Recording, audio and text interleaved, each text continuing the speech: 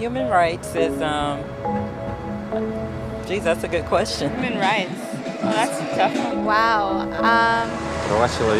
I don't even know how to give that a definition. I would probably have to do a little bit of homework or something. Any right that I think just as a normal, human, The rights that humans have. Oh, that's a very large debate. Mezcla que zu mange ting. Tú le puedes preguntar a 20 personas y te van a dar 20 diferentes opiniones. Non saprei, una domanda complicatissima. Guess we just take them for granted that they're there, but we don't even consider what they are.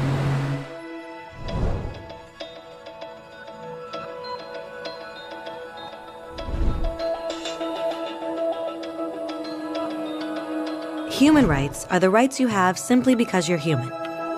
It's how you instinctively expect and deserve to be treated as a person, like the right to live freely, to speak your mind, and to be treated as an equal.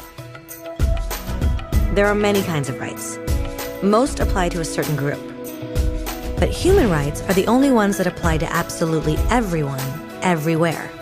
That means kids, old people, poor people, basketball players, garbage men, rappers, teachers, Africans, Indians, Albanians, Christians, Muslims, Kabbalists, atheists, your mom, your dad, your next-door neighbor, and you all have the exact same human rights. In other words, they're universal. But the question remains, what are they? Name the human rights? What the human rights are? The right to live. Equality between all peoples. Right to religion, the right to... Is there supposed to be a list somewhere I should be aware of? According to the United Nations, there are a total of 30 human rights, which are usually lumped together and called simply human rights. They're all listed out in the Universal Declaration of Human Rights, which is the world's most widely accepted document on the subject. But it was a long time in coming. At first, there were no human rights. If you were in with the right crowd, you were safe. If you weren't, well, you weren't. But then a guy named Cyrus the Great decided to change all that. After conquering Babylon, he did something completely revolutionary. He announced that all slaves were free to go. He also said people had the freedom to choose their religion, no matter what crowd they were a part of. They documented his words on a clay tablet known as the Cyrus Cylinder. And just like that, human rights were born. The idea spread quickly to Greece, to India, and eventually to Rome. They noticed that people naturally followed certain laws, even if they weren't told to. They called this natural law, but it kept getting trampled on by those in power. Not until 1,000 years later in England did they finally get a king to agree that no one can overrule the rights of the people, not even a king. People's rights were finally recognized, and they were now safe from those in power. Kind of. It still took a bunch of British rebels declaring their independence before the king got the point that all men are created equal. Which isn't to say he liked the idea, but he couldn't stop them, and America was born. The French immediately followed with their own revolution for their own rights. Their list was even longer, and they insisted that these rights weren't just made up. They were natural. The Roman concept of natural law had become natural rights. Unfortunately, not everyone was so thrilled.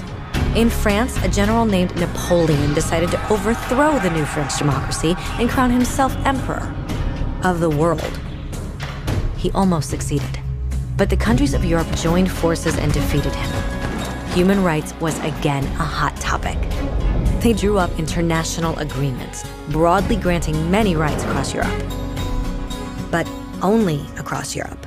The rest of the world somehow still didn't qualify. Instead, they got invaded, conquered, and consumed by Europe's massive empires. But then a young lawyer from India decided enough was enough. His name was Mahatma Gandhi, and in the face of violence, he insisted that all people of Earth had rights, not just in Europe. Eventually, even Europeans started to agree. But it wasn't going to be that easy. 2 world wars erupted. Hitler exterminated half the Jewish population of Earth in horrifying Nazi death camps. And all told, 90 million people died. Never had human rights been so terrifyingly close to extinction. and never had the world been more desperate for change.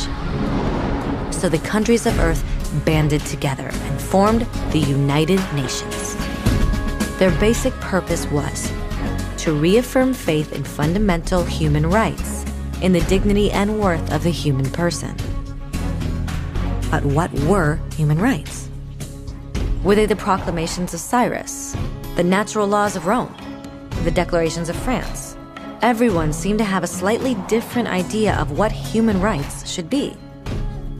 But under the supervision of Eleanor Roosevelt, they finally agreed on a set of rights that applied to absolutely everyone.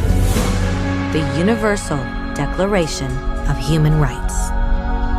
The French concept of natural rights had finally become human rights. So, in summary, at first, only a few lucky people had any rights, until one of those guys decided, hey, other people should have some rights too, which was great, except not everyone agreed. And it only took a few thousand years of fighting and declarations and more fighting until everyone finally agreed that human rights should apply to everyone. And they all lived happily ever after. Except for one little problem. If people have the right to food and shelter, why are 16,000 children dying of starvation every day? 1 every 5 seconds. If people have freedom of speech, why are thousands in prison for speaking their minds? If people have the right to education, why are over 1 billion adults unable to read? If slavery has truly been abolished, why are 27 million people still enslaved today? More than twice as many as in 1800. The fact is, when it was signed, the Universal Declaration of Human Rights did not have the force of law. It was optional. And despite many more documents, conventions, treaties, and laws, it's still little more than words on a page. So the question is, who will make those words a reality? I have a dream today. When Dr. King marched for racial equality, he was marching for rights that had been guaranteed by the United Nations for almost 2 decades. But still, he marched. When Nelson Mandela stood up for social justice in the 1990s, his country had already agreed to abolish such discrimination for almost 40 years. But still, he fought. Those who fight today against torture, poverty, and discrimination are not giants or superheroes. They're people. Kids, mothers, fathers, teachers. Free-thinking individuals who refuse to be silent. Who realize that human rights are not a history lesson. They're not words on a page. They're not speeches or commercials or PR campaigns. They are the choices we make every day as human beings. They are the responsibility we all share to respect each other, to help each other, and to protect those in need. As Eleanor Roosevelt said, where, after all, do universal human rights begin? In small places close to home. So close and so small that they cannot be seen on any maps of the world. Yet they are the world of the individual person, the neighborhood he lives in, the school or college he attends, the factory, farm, or office where he works. Such are the places where every man, woman, and child seeks equal justice, equal opportunity, equal dignity without discrimination. Unless these rights have meaning there, they have little meaning anywhere.